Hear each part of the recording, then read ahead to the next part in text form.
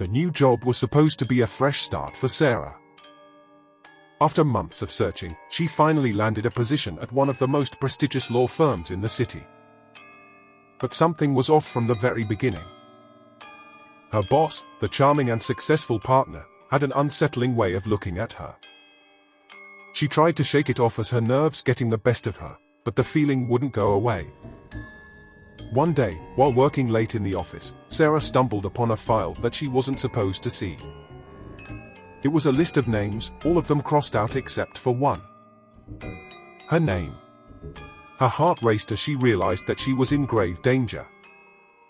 She tried to leave the office, but he was waiting for her in the hallway. He smiled at her, but the warmth was gone from his eyes. "I see you found my little project," he said in a cold tone. "It's a shame, really. You were doing such good work here." He walked towards her, and Sarah's legs turned to jelly. She tried to run, but he was too fast. He grabbed her by the arm and dragged her back into the office. He closed the door behind them and locked it. She was trapped. For the next few hours, he toyed with her.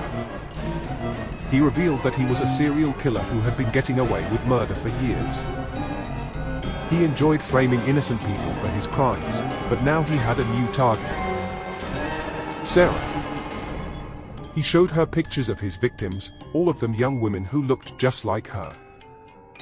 He described in detail how he had tortured and killed them, and how he had framed someone else for the murders. Sarah was horrified. As the night wore on, Sarah knew that she had to escape. She tried to plead with him, to reason with him, but he was too far gone. He enjoyed the power he had over her, and he wasn't going to let her go. Finally, Sarah saw her chance. He had left the key to the door on his desk, and she managed to grab it when he wasn't looking. She unlocked the door and ran as fast as she could. She could hear him chasing after her, but she didn't look back. Sarah ran out of the building and into the street.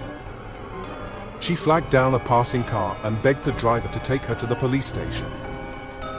The driver was hesitant, but when he saw the terror in her eyes, he relented. At the police station, Sarah told them everything. They arrested the killer, and he was put on trial. The trial was a media sensation, and Sarah had to relive the horror over and over again. In the end, the killer was found guilty and sentenced to life in prison. But Sarah was never the same. She couldn't sleep at night, couldn't trust anyone. She was haunted by the memory of what had happened to her, and she knew that she would never be able to shake it. So the next time someone is charming, think twice. He might have a darker side. Will you end up like Sarah, or one of the unlucky victims of a predator like him?